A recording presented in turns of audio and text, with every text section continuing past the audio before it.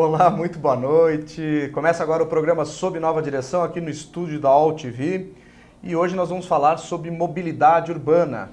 E o nosso entrevistado é o Lincoln Paiva, do Instituto Mobilidade Verde, e a surpresa é a Suzane Carvalho, que está aqui do nosso lado. Ela é piloto, né, e instrutora.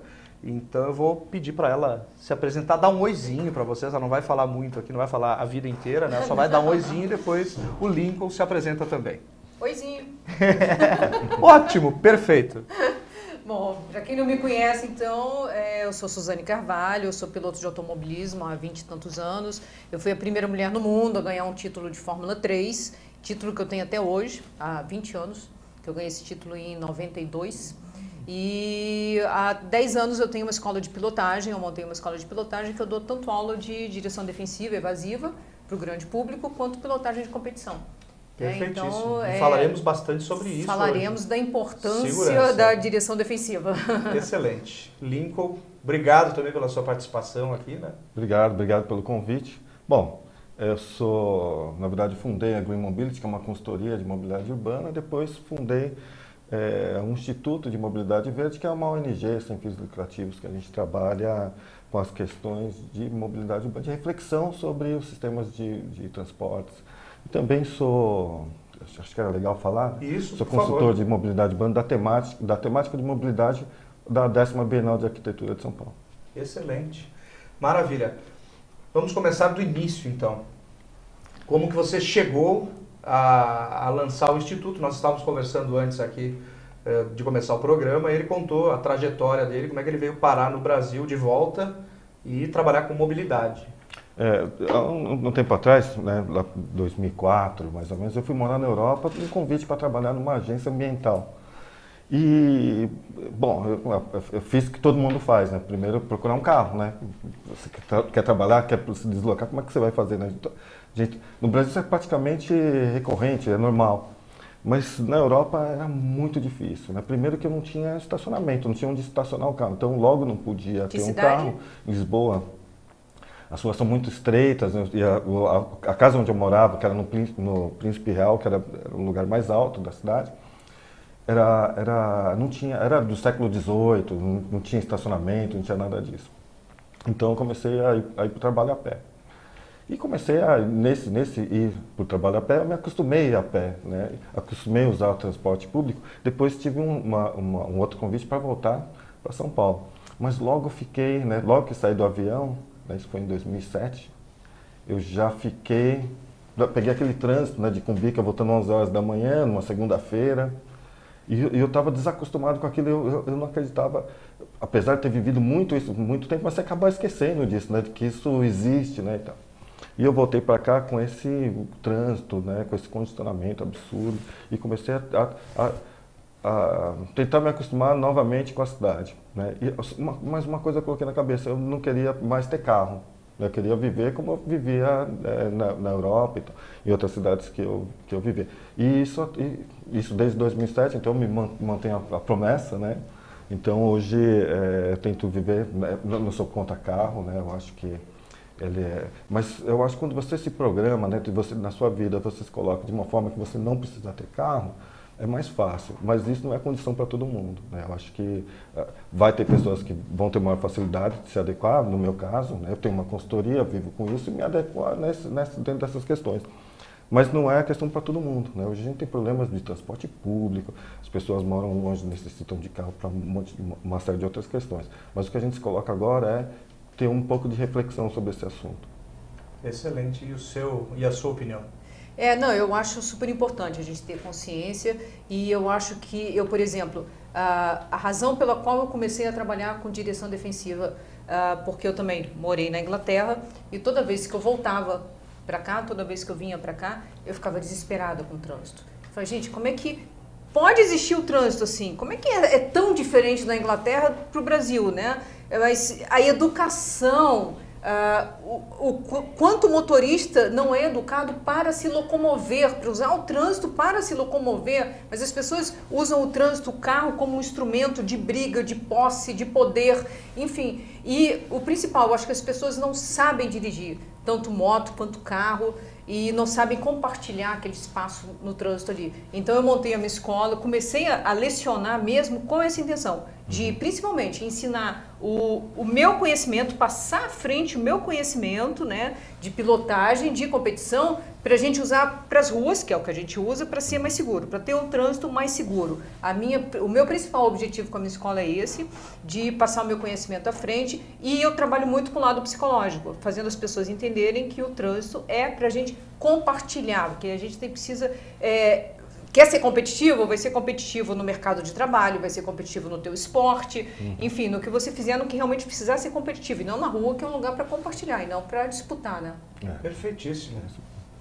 E agora vamos falar um pouquinho dos projetos que a Green Mobility tem, que são vários projetos em várias frentes. Você tem a mobilidade com bike, você tem essa luta pela diminuição de carbono, de repente, que deve estar incluído em tudo isso, né? Fala pra gente todos eles. Dentro da consultoria, né, que nós fazemos, nós trabalhamos com... Na verdade, nós montamos uma consultoria para trabalhar com empresas, né? A ideia era focar dentro da questão do transporte, mas na área ambiental. Mas nós percebemos que essa questão tinha todo um outro lado, que é esse bem que você colocou, né, que era de educação, né, de entender essas questões do sistema de transportes, e a gente precisou trabalhar isso com o governo.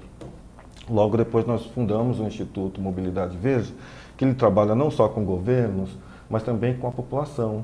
Então, só que a gente teve uma sacada bastante interessante, que a gente percebeu que mobilidade urbana ela não é só transporte, é transportar a pessoa de um ponto para o outro. Ela precisa ser um meio de desenvolvimento social. Porque a gente tem hoje um sistema de transporte que gera muita exclusão social que a gente não percebe.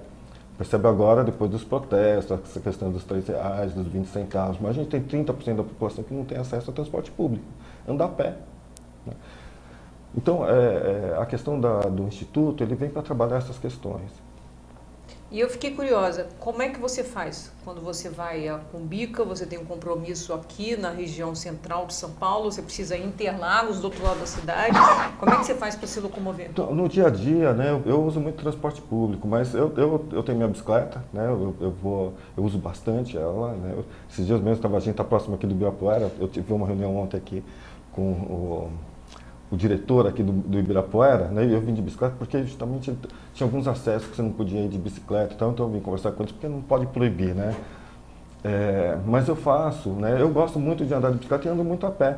Agora a gente tem uma percepção de quem mora, estou falando de quem mora próximo, eu moro na Vila Madalena, e a Vila Madalena tem metrô, então me facilita muito isso, tem metrô na Vila Madalena, tem metrô em Pinheiros, eu ando até Pinheiros e uso trem, uso transporte público. Então, eu consigo me virar bem, né, morando próximo. Já eu não abro mão da motocicleta, eu não me entendo sem motocicleta, eu uso a motocicleta no meu dia a dia, para trabalhar, para me locomover, para fazer as coisas. Uso motocicleta para lazer, para viagem, e uso motocicleta esportivamente dentro de uma pista de corrida. Eu utilizo a motocicleta para tudo. Tá bom, eu também. Eu até falei pro Lincoln, eu tentei ficar 3 meses sem, mas eu não consigo ter com reuniões assim, eu perdia muito tempo também. Porque aí é uma crítica ao transporte. O transporte público em São Paulo, ele é dificílimo. Porque se você tem horário para ir de um lugar a outro da cidade, você perde o dia inteiro. Eu vou contar uma coisa interessante. Por exemplo, a minha esposa. Minha esposa trabalha numa agência de publicidade.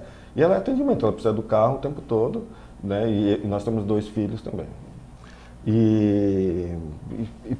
O carro é parte do trabalho dela, né? Então, assim, eu costumo falar para ela que eu ando mais a pé e tal, para justificar que ela ande de carro o tempo todo. Não, é perfeito. Eu gostaria de andar a pé o tempo todo, que é perfeito. Se fosse tudo pertinho, seria fácil, né? Não, se tivesse um transporte bacana, assim, um metrô... Se tiver que ir lá em Jaçanã e voltar para Interlagos, de Aparelheiros... É bem isso aí. Não, eu tive esses tempos uma reunião na Penha, lá quase na Ayrton Senna, e aí eu fui de metrô, porque é mais fácil, até mais rápido de chegar.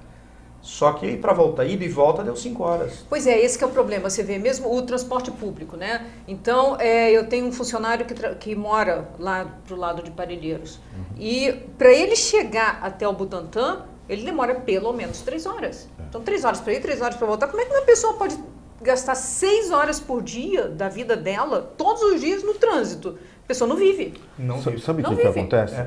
Foi bom isso você contar, Porque é o seguinte, né, a gente tem uma inversão, por exemplo, nos países desenvolvidos, a questão da mobilidade ela é o inverso da nossa. Então, assim, quem mora próximo, né, como eu, por exemplo, moro próximo até 10 quilômetros do trabalho, as pessoas usam o transporte público para isso. E quem mora longe, distante, vem de carro, né, porque mora longe, né, às vezes o transporte não chega até lá. Então, se, por exemplo, você está em Paris, é impossível você que mora ali na região do central usar carro.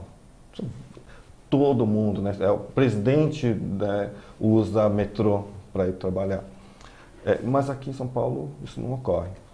Claro, não temos transporte público suficiente e tal, mas a gente tem uma percepção da cidade, uma distância da cidade que nós aprendemos.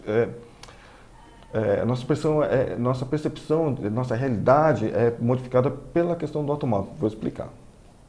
Da Vila Madalena até o Shopping Morumbi, quantos quilômetros vocês acham que tem? 8. Vila Madalena, se eu soubesse onde é que era Vila Madalena. No Pinheiros, né? A religião de Pinheiros. Pinheiros ou Shopping Morumbi, é pertinho. Ah, não, Morumbi. Não. Morumbi não, eu pensei no Ibirapuera, no Morumbi. Será que tem 8 5 quilômetros? 5. Não, tem 6, mas olha só, as pessoas acham que tem 30, né? Em função do tempo, porque se você for... No Rio de Janeiro é a mesma coisa. Eu me lembro que eu morava em Botafogo, na São Clemente, para você cruzar São Clemente... Gente, no final de tarde demora 2 horas. Tem dia que demora 2 horas. São Clemente é Voluntários da Pátria, né? No entanto, quando eu ia de bicicleta, que eu marcava quilometragem até a Lagoa para pedalar... Então, é por isso. Não tem 2 quilômetros. Como assim não tem 2 quilômetros? Eu demoro 2 horas para cruzar de carro. Quem pedala muito e anda de bicicleta tem noção do que é a cidade. Agora, eu vou te explicar por que eu estou falando isso. Porque, na verdade, de Pinheiros até o Shopping Morumbi, aqui na cidade de São Paulo, ele é reto, porque você anda pelo leito do Rio Pinheiros, praticamente. E se você for a pé, andar 6 km a pé, andando 6 km por hora, você faz em 1 hora. Então, assim, se você considerar que de Pinheiros até o Shopping Morumbi, você pode fazer em 1 hora andando a pé devagar, é possível uma cidade que é possível andar a pé. É possível, né? Totalmente possível. Então, assim, quantas pessoas estão nessa condição, morando na Zona Oeste, indo para a Zona Sul, que é ali a Berrini, né, que atravessa toda a Berrini, de automóvel, né? Então, assim, e por aí, mas aí vai falar, não tem a questão da segurança, porque tem a questão das calçadas. O que eu particularmente faço para colaborar com mobilidade, com poluição e com economia de combustível, etc. e tal, primeiro, eu tenho home office, então eu trabalho em casa. Então, os dias, quando eu marco reunião, marco coisa para sair, marco coisas para fazer na rua que eu preciso resolver da minha escola, comprar cone, fazer adesivo da carreta, enfim, etc. e tal. Eu faço tudo no mesmo dia. Então eu fico 3, 4 dias sem ligar carro, sem ligar moto, sem nada. Aí quando eu vou para a rua, eu vou e faço tudo, faço o roteirinho, faço tudo no dia só e evito ao máximo sair. Também não moro no centro-centro. Tanto no Rio quanto em São Paulo eu moro afastada do centro. E aí é claro que um lugar mais arejado, com menos poluição, né? E eu tento ajudar dessa maneira, tento colaborar dessa maneira. Tem que ser assim. É perfeito. Quantas pessoas trabalham no Instituto? Olha, no Instituto, na verdade, são colaboradores, as pessoas não tem salário, ninguém tem salário dentro do Instituto. E, na verdade, no Instituto tem muito urbanista, né, tem engenheiros. Né? A gente tem, cada projeto, a gente tem muitos projetos lá. A gente tem, acho que hoje, uns 10 projetos. E cada projeto deles são enormes. Então, é muita gente, então, trabalhando. Se eu falar para você, deve ter umas 50 pessoas trabalhando aí em volta, né, todas colaboradoras. Né, entendi.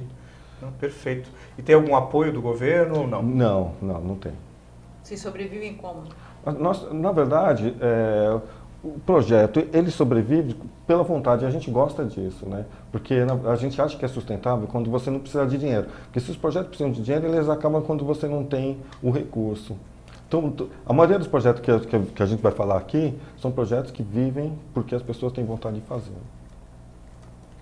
Eu estou aqui dando uma olhadinha no chat também, ver se tem acontece? um pessoal. Tão calmos ainda aqui. Por favor, gente, pode fazer perguntas, não fiquem acanhados, né? Vamos conversar com eles aqui. Não tem curiosidade? Vamos falar sobre cidade inteligente. O que é uma cidade inteligente? Se você falar tecnicamente, né, de cidades inteligentes, é aquela que tem uma série de indicadores, né, e a cidade e a gestão é feita em cima desses indicadores de água, de segurança, de papapá. Mas se eu falar dentro do nosso negócio, né, de cidade inteligente, eu acho que é aquela que usa menos carro, né, menos automóvel, porque essas cidades aí têm uma vida melhor. Quais cidades, tem alguma cidade de exemplo assim que a gente possa dar? Que tem indicadores? Não, que seja. Então eu vou falar das duas característica. coisas. Vou falar das duas coisas. Uma, tem a cidade que tem muitos indicadores. Singapura, olha, eles trabalham com uma tecnologia incrível, eles têm indicadores, eles sabem tudo o que acontece dentro daquela cidade lá.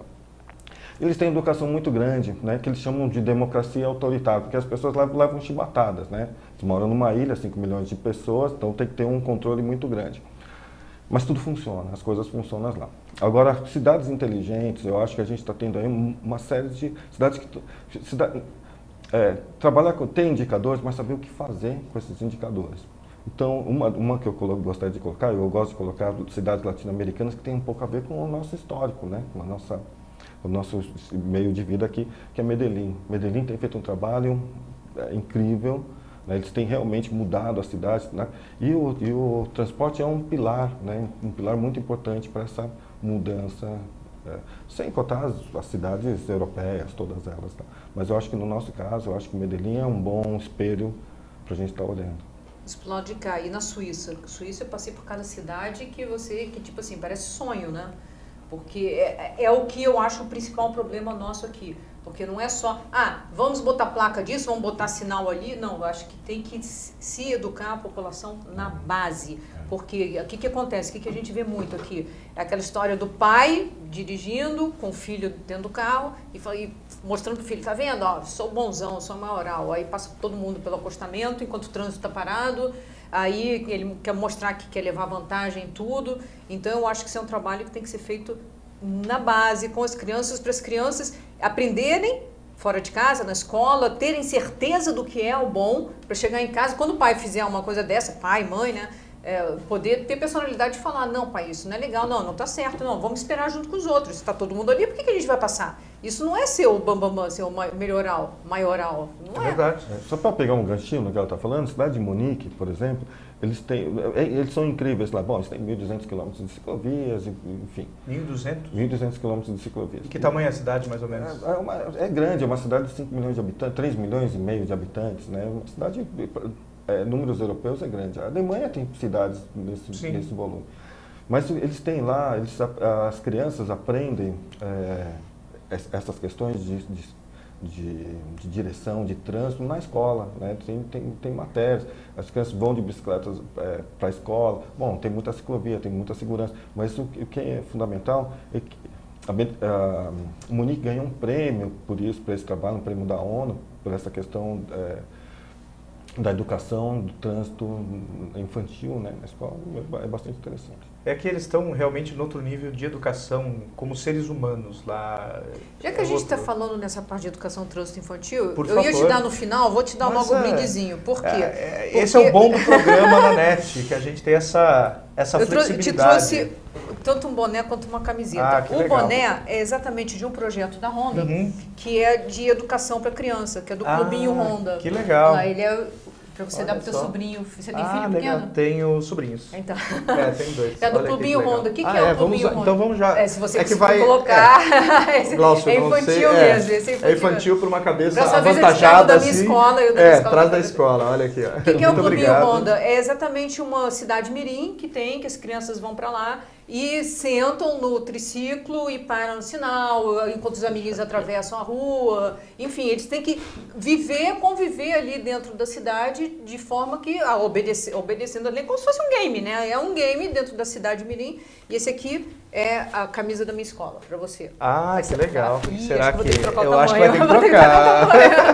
AP, realmente. Isso aqui são os meus alunos que fazem o curso de direção defensiva, ganham a camiseta. Que legal. Eu dirijo bem. Eu quero, hein? E quem faz o curso pela segunda vez ganha a camiseta, eu dirijo muito bem. Que legal. Muito obrigado, mas assim, vou cobrar a minha tamanho GG, porque P não dá nem pro Glaucio. Com certeza. Nem o Glaucio dá no P. Olha, que bacana, que joia. Bem bacana. Então é isso. Vamos falar um pouquinho do centro de pilotagem também? Do centro de treinamento de pilotos? Isso. Onde é que eu li centro de pilotagem?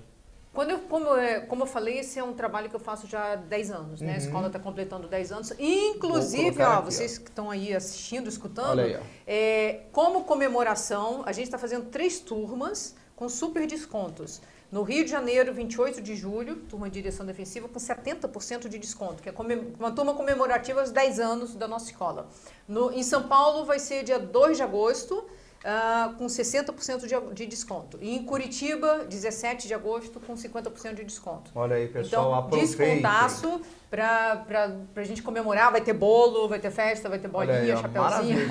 E muita dica, muita técnica de pilotagem, muito exercício de transferência de peso, enfim, cada um com o seu carro, aprendendo realmente o que deve fazer com o carro. Por exemplo, as pessoas falam, você já deve ter muito escutado, né, muitos pilotos falarem, o piloto de Fórmula 1, tá? Que esse carro é novo, ainda estou pegando mão do carro, que não sei o que mais, tem que treinar, tem que desenvolver o carro. Eles vivem falando isso, né? A gente, com o nosso carro de rua, é a mesma coisa. A gente precisa treinar com o nosso carro e ninguém faz isso. Porque numa hora que você está na estrada, chuva, mão dupla, numa serra, vem um caminhão na tua direção, o caminhão sai da pista. O que você tem que fazer para controlar o teu carro de forma a não bater no caminhão e escapar ileso do acidente?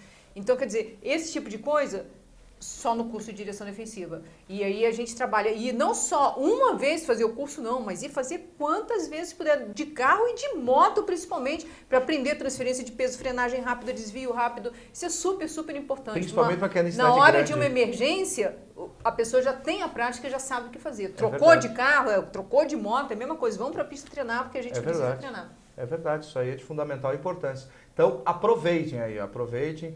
Fala o site, Os então. super descontos, centrodepilotos.com.br, isso aí, centrodepilotos.com.br. Tá lá, inclusive, a promoção. E a gente está distribuindo mais de 150 prêmios esse mês. Olha aí, gente. Todos os dias, prêmios.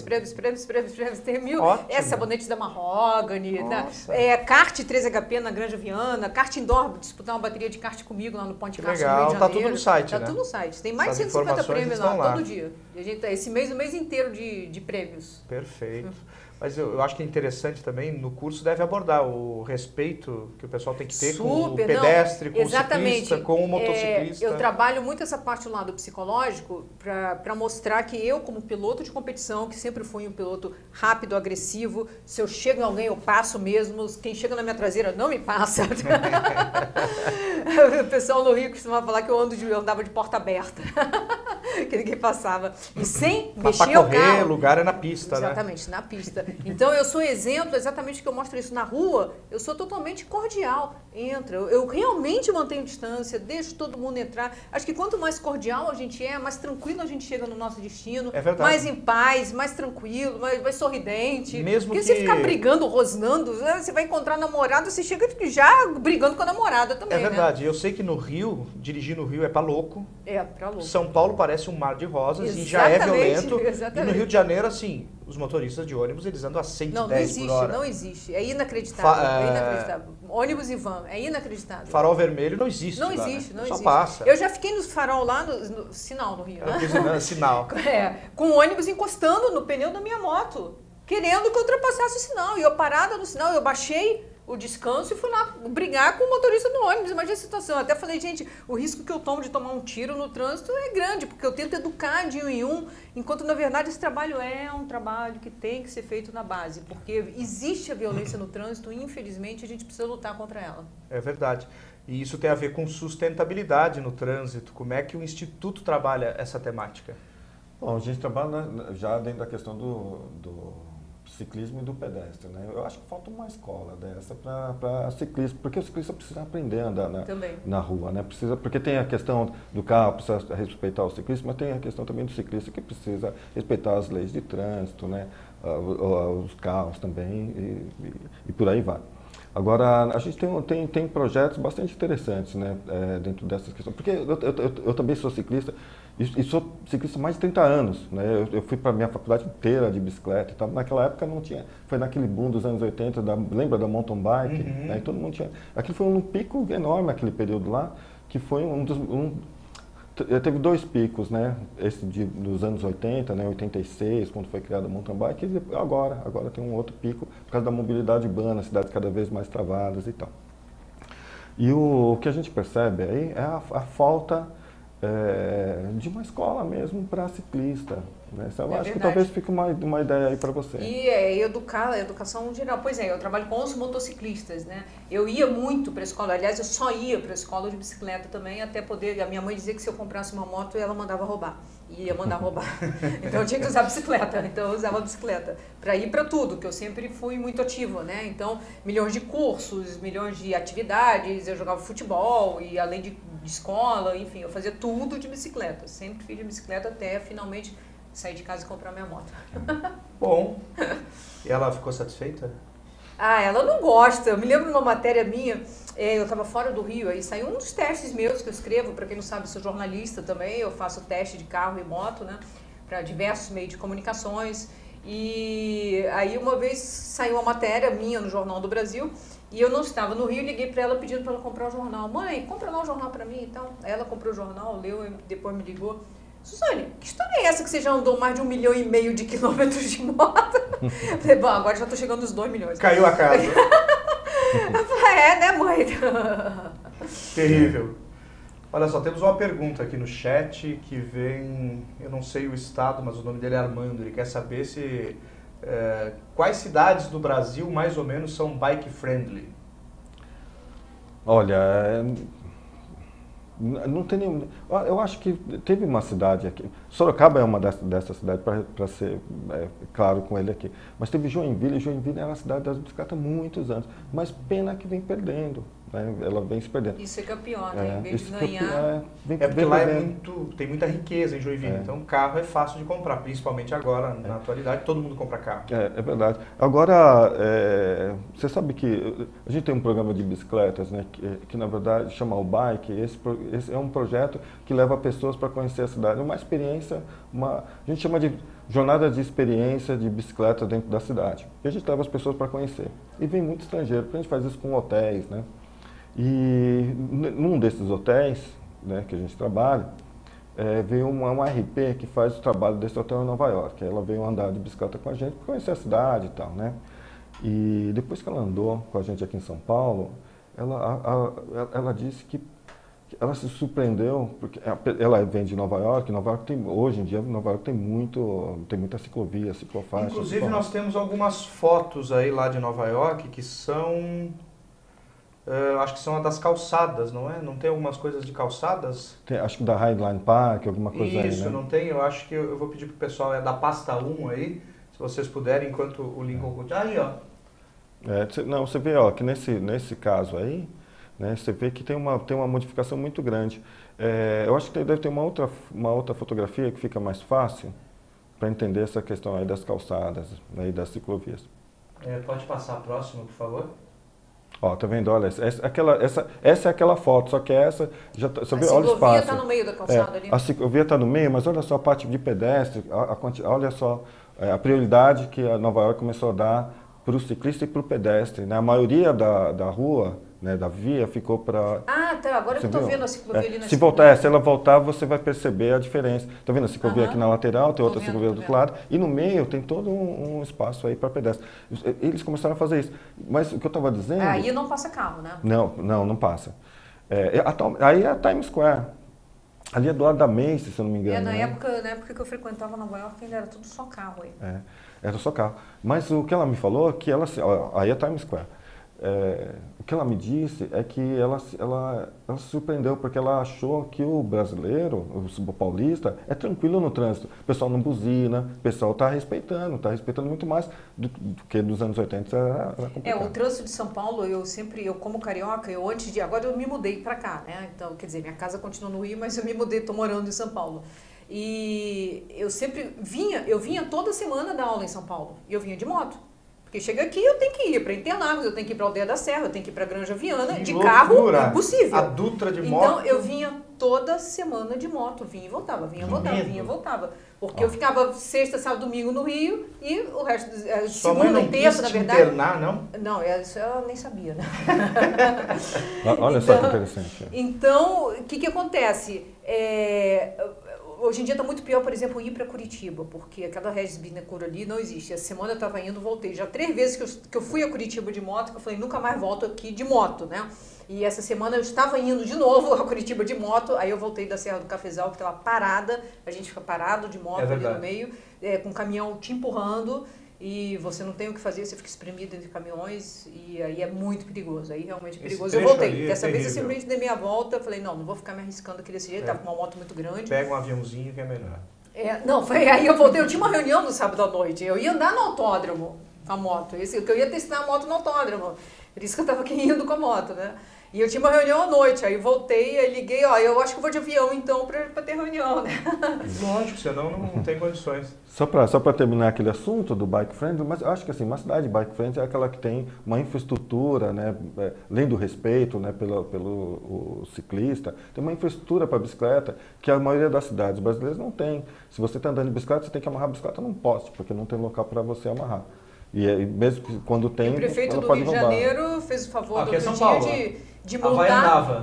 Essa na Havaianava. Mas isso foi feito pelo pessoal lá pelos donos de restaurantes. Dos donos de restaurantes. Acho que é do, o Walter Mancini. Isso. Ele que fez. Esse é um exemplo interessante aqui na cidade de São Paulo, único, né? São poucas cidades além da. No Rio de Janeiro, o prefeito simplesmente quebrou a corrente do poste e multou e levou embora as bicicletas. Mas como assim? Primeiro, quem colocou a bicicleta ali jamais escutou falar que não poderia prender a bicicleta no poste. Nunca ninguém ensinou isso para um carioca. E segundo, que vai prender aonde? Não tem onde prender. Não tem. Simplesmente o prefeito resolveu, não, hoje não pode parar a bicicleta no poste. Foi lá, saiu arrebentando os correntes e levando a bicicleta embora. O cara chega, cadê a minha bicicleta? Então, embora o Rio de Janeiro tenha 300 quilômetros de ciclovias e tudo mais, não é uma cidade bike friendly quando acontece esse tipo de coisa. É verdade. Olha só, Suzane, o Beto Delbu te manda um abraço, ele não sabia Beijão. Que era você Beijão. Que estaria aqui hoje. Manda um abraço e te manda um beijo, tá? Isso aí, Beto, ela está retribuindo o seu abraço com um beijo e assista sempre, que você diz a ele que as minhas plataformas estão lá no Rio de Janeiro. As plataformas estão no Rio de Janeiro. Ele estava aqui no chat do Face, eu acho que ele não chegou a entrar no chat nosso aqui. Maravilha, nós temos 8 minutos agora para vocês falarem para os internautas. 10 minutos? 10 minutos? Sabe o que eu queria? Se tiver na mão o videozinho, passar um videozinho de uma viagem maravilhosa que eu fiz esse ano. Eu fiz 5.000 quilômetros de moto, eu saí... E esse que é o prazer, que eu falei, além de usar a moto no dia a dia, no uso urbano, para trabalhar, para me locomover, aí eu uso para o lazer também, né? Eu saí de Manaus, de motocicleta, eu fui até o Mar do Caribe, eu cruzei a Venezuela inteira, pela Gran Savana, que é lindo, maravilhoso. Não sei se o vídeo está na mão ou não está. Eu acho que deve estar. Se não está, estão preparando. Cada imagem maravilhosa, cada lugar maravilhoso. Você anda assim, só paisagens, cachoeiras. Então foi um passeio assim maravilhoso que eu fiz. E sempre aquela história, dentro da segurança, isso que é super importante. Manter sempre as regras básicas e fundamentais da segurança do veículo da frente, equipamento completo. Olha só, dá uma olhada no visual. Olha só. Imagina você viajar 5 quilômetros assim, aí olha para o lado, sustentabilidade, hein, Lincoln? Pelo menos tem muito verde aí, mobilidade verde aí, ó, literalmente. Cachoeira, animais, tipo assim, dá vontade de parar o tempo inteiro. Eu peguei cada visual lindíssimo, tanto dentro da selva amazônica, que eu saí de Manaus, né, de moto, você passa por lugares maravilhosos, quanto a parte cruzando aí, essa aí é a Gran Savana, no Venezuela. Passei por lugares realmente maravilhosos. Você foi sozinha? Maravilhosos, fui sozinha. Fui sozinha, levei vários kits de emergência. E tranquila a viagem? Tranquilo, graças a Deus. Tudo isso foi assim, com zero de imprevisto. Tudo, que legal. Tudo dentro do previsto, tudo tranquilo. Foi uma viagem maravilhosa que eu fiz. Perfeito. Bom, então eu queria também só deixar algum endereço de alguns sites. Eu acho que a Bicicleteca que já teve aqui, né? A Bicicleteca... Isso, deixa todos os sites, mas você já está intimado a voltar ao programa. Você vai voltar porque a gente tem outros tópicos aí para falar e a Suzane também, ela já está intimada aqui a vir num outro programa. Porque às vezes com certeza. É porque às vezes as pessoas querem doar livros para a Bicicleteca. A Bicicleteca é um projeto que nós temos, que nós desenvolvemos, que na verdade é um triciclo, tem um triciclo elétrico, que é um ex-morador de rua que leva livros para a população de rua. Ano passado nós fizemos emprestamos, distribuímos 200 mil livros, uma, né, Bicicloteca da Sua, a gente tem 11. Mas quem quiser doar livros, né, para a Bicicloteca, tem dois lugares, né? Pode ser na Transligue, que fica na Rua dos Pinheiros, é só entrar no transligue.com.br, e também no centro da cidade, na Biblioteca Mário de Andrade, né? É só deixar livros. E a outra questão que é o Pedal Social, né? O Pedal Social, ele é um programa que empresta bicicleta para quem não tem dinheiro para pegar transporte público. Olha que legal. Então, esse projeto, ele vem sendo, nós temos 35 bicicletas no centro, e a gente tem um projeto no Cambuci, e para o próximo mês a gente vai abrir em Paraisópolis 100 bicicletas lá em Paraisópolis. A gente está agora fazendo uma relação de famílias para participar do programa. Então, para fazer parte desse programa, né, para quem quiser uma bicicleta emprestada, é totalmente gratuito os dois projetos. E como é que vocês fazem rastreamento da bicicleta? Se some, se não some, A gente vai embora? não tem, na verdade a gente... Olha aí, eu tenho aqui o Pedal Social. Esse aí é no Cambuci, esse projeto é no Cambuci. Na verdade, nós cadastramos a família, a gente que precisa, né, dentro disso. A gente trabalha com os movimentos, por exemplo, no centro, ele trabalha com movimentos de pessoas em situação de rua. Então eles já conhecem a realidade, sabem quem são as pessoas e os empréstimos são feitos para eles, né? Para essas pessoas que já estão cadastradas. Esse é o Pedal Social e foi muito interessante porque as pessoas tinham todos os projetos nossos, as pessoas perguntam, mas como são os controles disso, como é que você controla isso? A pessoa, a gente não tem essa preocupação, né? Realmente nós não temos. As bicicletas são doadas pela população, né? Por isso você pergunta, mas como é que sobrevive isso? Nós fizemos um projeto, uma campanha, né, pela mídia. Quem doou a bicicleta foi a população. Legal. Nós colocamos as bicicletas disponíveis para a população emprestando gratuitamente. Depois nós fazemos um mutirão para arrumar as bicicletas, aquelas que estão quebradas, o pessoal devolve. Tá? Então, assim, é tudo do voluntariado. Vou mandar meu livro lá a coisa também. funcionando. Livro legal, de pilotagem. muito legal. Livro de pilotagem. Então, excelente. O site e foi boa a adesão agora desse passeio do Pedal Social do Cambuci? Foi boa, né? Foi boa lá, mas nós fizemos o passeio, porque a gente está fazendo agora um passeio com as pessoas para conhecer o próprio bairro. Muita gente não conhece nem a história do bairro, onde ele vive e tal. E a gente está perdendo essa coisa da comunidade, de conhecer o próprio bairro, as questões. Então a gente usa a bicicleta para aproximar também da comunidade. Bacana. Quem quiser participar do projeto, ele é gratuito, ele é aberto para todas as pessoas. Pedalsocial.org, www.pedalsocial.org. Entre em contato com a gente. O e-mail é contato@pedalsocial.org para fazer parte, né? Conhecer, ir lá, ver como é que funciona. Excelente, maravilha, perfeito. Agora Parabéns. o nosso livro de autógrafos aqui, da participação do programa. Vamos conversar com a Tem que Suzane. assinar assim, os dois na mesma página para eu saber se faço grande, pequeno. Faça do jeito que você quiser. Fique à vontade. Ultrapasse as barreiras.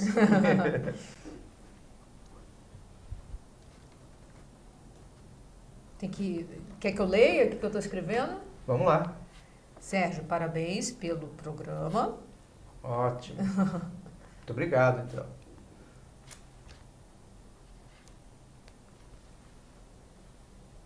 E pela iniciativa. Estaremos juntos outras vezes. Perfeitíssimo. Beijo grande.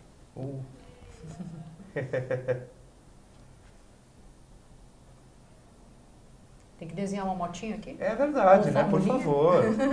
Faça uma velocidade aí. Vocês não sabem, aí tem um desenho que vai render bons frutos no futuro, né, Glaucio? Eu paguei $1.000.000 dizendo que esse aqui. Não, o Anísio Campos fez acho que não vai ser o meu. Minha motinha assim, ó. Os dois pneus, os dois guidão. E pronto. Ó, perfeita. Bracinho. Perfeita. E a minha cabecinha aqui. Pode deixar que depois nós vamos escanear isso aí para colocar no site. Maravilha. Eu vou virar aqui, página aqui.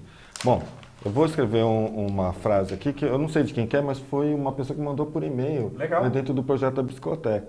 Ele escreveu assim pra gente, né? Um livro não muda o mundo. Um livro muda uma pessoa. Uma pessoa muda o mundo. Isso é um bom slogan.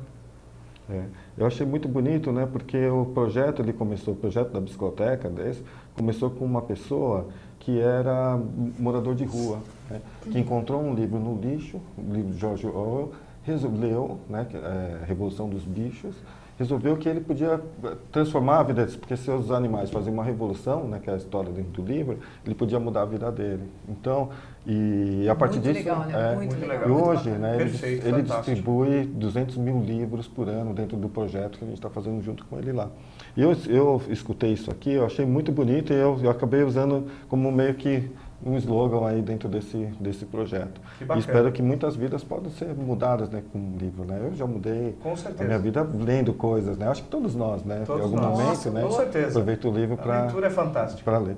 Então é isso, eu vou deixar aqui também. Perfeito. É muito diferente quando eu leio antes de dormir ou quando não leio antes de dormir. Nossa, o meu sono que se passa na minha cabeça durante a madrugada toda é muito diferente. E a criatividade, né? Quanto mais leio, eu escrevo inclusive lá no meu Orkut, está assim, leio, logo escrevo. Boa. Eu sem ler, eu não tenho tanta inspiração para escrever. Quanto mais eu leio, mais inspiração para escrever eu tenho. Com certeza. Eu peguei o hábito de ler à noite pela minha mãe. Então ela sempre deitava e ficava lendo e eu comecei a ler e gostar também de ler. O Beto mandou uma pergunta para você aqui, se você vai amanhã na homenagem ao Zampa, em Interlagos. Que horas? Pede para ele dizer que horas. Me falaram que poderia ser que houvesse e eu não soube a hora, não confirmou. Ele está ansioso aqui. É que ele não conseguiu se logar porque ele só está no iPhone. Aí no iPhone realmente não entra, aqui é ao vivo. Ou qualquer coisa eu ligo para alguém para perguntar, porque me falaram que talvez tivesse. E eu não fiquei sabendo 16h30. Com certeza estarei 4h30. lá. Estarei lá, com certeza. Ela vai. Então tá joia. Agradeço a Suzane, que foi a convidada especial do programa de hoje, e ao Lincoln Paiva, do Instituto Mobilidade Verde, que estiveram aqui hoje no programa. E temos, pelo jeito, muitos outros programas para falar, tanto de mobilidade, quanto de segurança, quanto de outros temas aí, principalmente voltados à educação, né? Que a educação vai ser o alicerce da nossa mudança no país.